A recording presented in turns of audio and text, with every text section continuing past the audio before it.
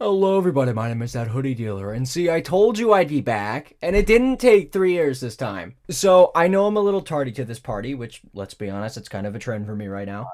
But I wanted to make this video because I am sick and tired of editing gameplay! Because I wanted to try something new. So as you may know, recently, 2 months ago, the Iron Lung movie released, directed by Markiplier! Booper duper! But at the point of me recording this, I've already seen the movie twice in theaters, and to make a long story short, I really like it. But I actually want to take the time to go more in depth on my feelings for this movie beyond just saying, movie good, me like. So with that being said, it's time to stop yapping and time to start yapping. Who the fuck wrote this? Of course not, you dumbass! You press one fucking key! You press the E key! Before we talk about the movie, I should probably explain the game that it's based on, in the very unlikely case that some of you may not know about it. So the movie Iron Lung is based on a game called Iron Lung. Big fucking surprise. The game itself was created by a guy named David Szymanski, and the story pretty much goes as follows. You, the main character, are welded into a small submarine known as the Iron... You fucking get it at this point. You're tasked with maneuvering around to various points of interest within an ocean comprised entirely of blood. Yeah, that's right. You heard me. Blood. The red goopy stuff inside you? Yeah, that. And that's pretty much it. You move to a location, take a picture, move to another location, take a picture, move to another location, take a picture, move to a location... You get it. It's a pretty simple gameplay loop, but a good one. I'm Markiplier, bitch! I ain't gonna do that! So following that little game synopsis, you could probably tell what the plot of the movie is as well. A convict named Simon is welded into a submarine known as... ESM-13. Also known as the Iron Lung, baby! Simon is told by an organization known as the Consolidation that if he completes their task, that his sentence would be cut and he would be set free. That task being moving around to various points within an ocean comprised entirely of... It's the same plot. But that's just the basic outline of the story. The appetizer, if you will. That's what I can tell you without getting more into spoilers. The movie does have moments where it expands on the basic plot and even on the world as a whole. However, I will say the movie does end up leaving itself to be pretty open-ended, which may throw some people off, but me personally, I think it works in the movie's favor. It's the mystery of it all that really gives you an understanding the position the characters find themselves in the movie. They really don't know what the fuck is going on either. Another thing I think is important to bring up is the pacing. Admittedly, the film does have some pretty slow pacing. It is a very slow burn movie, which may be a bit of a turnoff for some people, and honestly, I kind of agree. I'm not the biggest fan of slow burn movies either. I mean, I for the life of me cannot finish 2001: A Space Odyssey. But I feel like in the case of this movie, it actually really works. The way the movie allows itself to linger really adds to the eerie nature of spending hours on end in a small, confined space. Overall, I think the plot of the movie is very good, with a few aspects which I wouldn't say are necessarily bad, more just some things people might not enjoy as much. Who's coming? Huh? If you're coming right now, let me see it! Let me see it! No, obviously you can't have a movie without characters, and you need actors to play those characters. If you couldn't tell, we're talking about the acting. Now, throughout most of the movie, I think it's pretty good. Many of the side actors play their roles very well. There are a few moments, however, where the acting can sometimes feel semi-forced, but overall it's great. Especially the main man himself, Mark. You know, the reason you're going to see the movie, let's be honest. He does a really good job at playing Simon. At the beginning of the movie, it does kind of feel like he's still getting into the role, but after that, he does a really great job. He really manages to sell the dive into madness the character takes. It's amazing. Again, there are a few moments where the acting does feel slightly off, but I don't think it's enough to really drag down the experience, just sort of something to note. And that's really all I can say about this aspect of the film. I just think the acting was pretty decent. There was a lot of blood. There was a lot of blood. There was so much blood. There was so much blood everywhere. So this is where I think the movie really shines. The visuals in this movie are fucking amazing, especially the set design.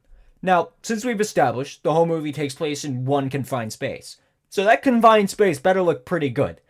Well, let me tell you, the inside of that submarine looks fucking awful in the best way possible. They nailed the interior design for the submarine.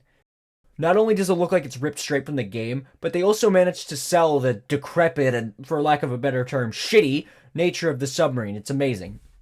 Never in my life did I think an actual hunk of metal could look so visually appealing. It's really impressive. Not to mention the entire thing is suspended on a giant-ass rig that allows it to shake around violently while filming.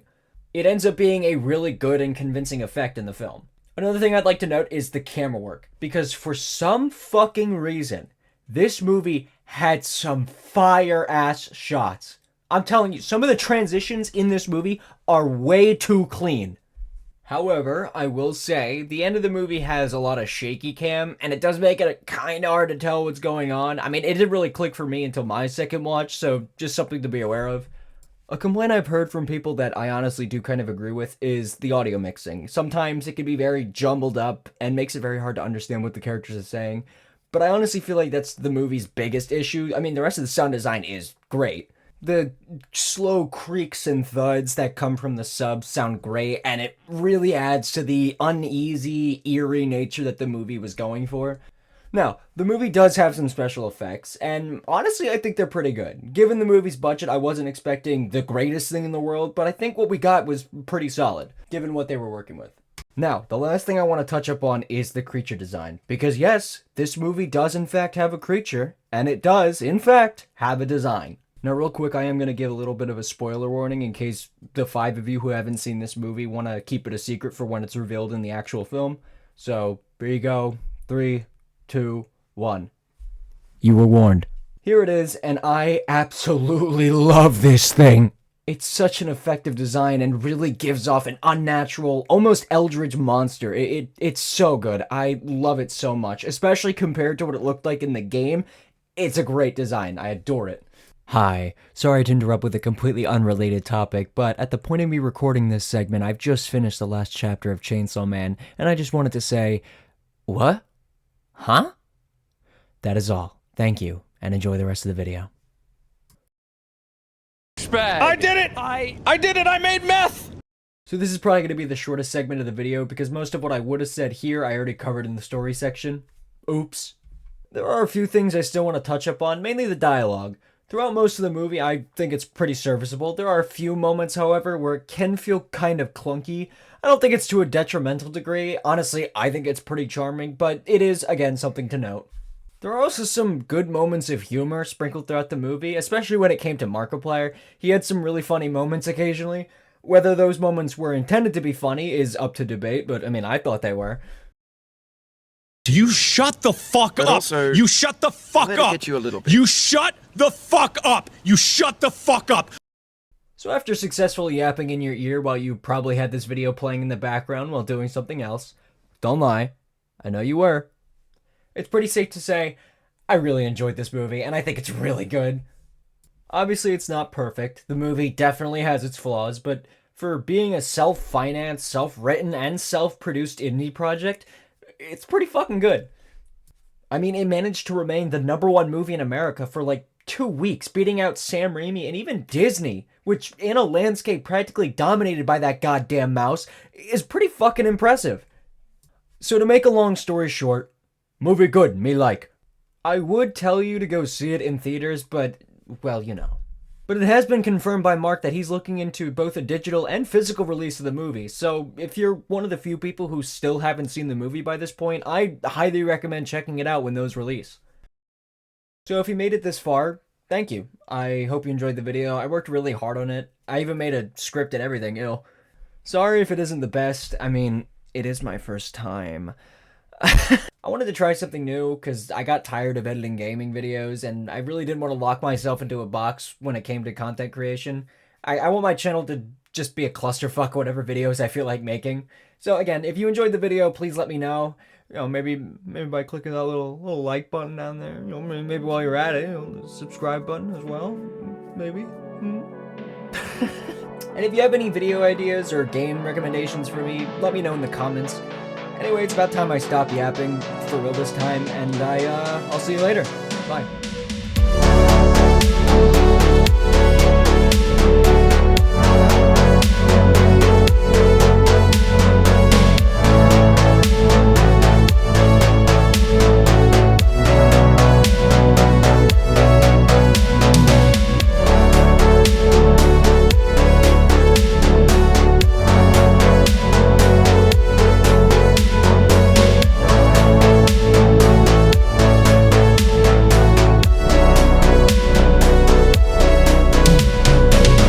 Also, did anyone else think Mark was wearing a binder in that one scene?